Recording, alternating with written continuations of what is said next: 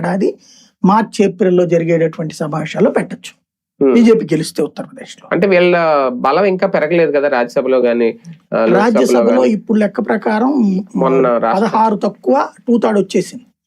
ఈ 16 కూడా వచ్చేస్తాయి. అంటే వీళ్ళు రావడం వల్ల వచ్చినట్టుంది. ఇప్పుడు ఆమ్ ఆద్మీ నుంచి మన పంజాబ్ నుంచి కొంతమంది రావడం, పశ్చిమ బెంగాల్ ఈ జరిగినాయి కదా ఎలక్షన్ ఎలక్షన్ జరిగిన దాంట్లో హైయెస్ట్ బీజేపీని గెలుచుకుంది, ఎన్డీఏ గెలుచుకుంది.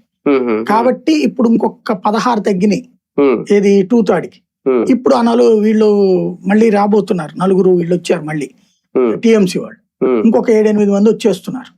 అట్లాగే బిజు జనతా దళ్ వాళ్ళు కూడా రాజీనామాలు చేసి ఇటు వచ్చేస్తున్నారు, మళ్ళీ వీళ్ళ తరపున గెలుస్తున్నారు. కాబట్టి ఇవన్నీ కూడా ఏడాది ఎండింగ్ కి వచ్చేస్తాయి. అంటే ఒకేసారి 2 నెలలకు అట్టగా చేసుకుంటారు. టోటల్ గా ఏడాది ఎండింగ్ కి రాజ్యసభలో 2/3 వచ్చేస్తుంది కూటమికి. ఇప్పటికే వాస్తవంగా అయితే రాజ్యసభలో వచ్చేసినట్టు, ఎందుకంటే వీళ్ళందరూ ఉన్నారు కదా వైసీపీ వీళ్ళందరూ ఎట్టకు మద్దతు ఇస్తున్నారు. ఆ లెక్కన రాజ్యసభ పర్ఫెక్ట్, లోక్సభకు కుదరట్లా. లోక్సభలో ఇంకా 36 కావాలి. ఏది నిన్న తృణమూలు వచ్చినా లేకపోతే శివసేన చీలినా వీళ్ళందరూ అయినా కూడా ఈ వైసీపీలు మద్దతు ఇచ్చినా కూడా ఇంకా 36 కావాల్సి ఉంటది. లోక్సభలో పెరగాలంటే 29 వరకు ఆగాలి కదా.